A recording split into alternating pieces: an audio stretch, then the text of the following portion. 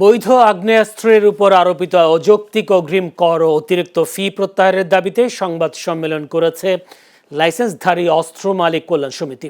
মঙ্গলবার সকালে জাতীয় প্রেস ক্লাবে আয়োজিত সংবাদ সম্মেলনে সংগঠনটির মুখপাত্র ও সংগঠক মাহবুবে খোদা জুয়েল মূল বক্তব্য উপস্থাপন করেন। তিনি বলেন, বৈধ অস্ত্র লাইসেন্সধারীদের উপর পিস্তল ও রিভলভারের জন্য বার্ষিক 1 লাখ টাকা এবং শর্টগান ও রাইফেলের জন্য 50,000 টাকা অগ্রিম আয়কর সহ বিভিন্ন অতিরিক্ত ফি আরোপ করা হয়েছে, যা বাস্তবসম্মত নয় এবং লাইসেন্সধারীদের জন্য বাড়তি চাপ সৃষ্টি করছে।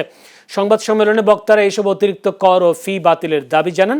পাশাপাশি জাতীয় নিরাপত্তার স্বার্থে যোগ্য নাগরিকদের আগ্নেয়াস্ত্র লাইসেন্স প্রাপ্তি ও নবায়ন প্রক্রিয়া সহজ, স্বচ্ছ ও হয়রানি মুক্ত করার আহ্বান জানান তারা। বক্তারা আরও বলেন, সময়ের প্রয়োজন অনুযায়ী একটি আধুনিক, বাস্তবসম্মত, নিরাপত্তা বান্ধব ফি কাঠামো প্রণয়ন করা জরুরি। সংবাদ সম্মেলনে আরিফুল ইসলাম, মোহাম্মদ কামরুদ্দিন রাশেদ সহ সংগঠনের অন্যান্য নেতৃবৃন্দ উপস্থিত ছিলেন।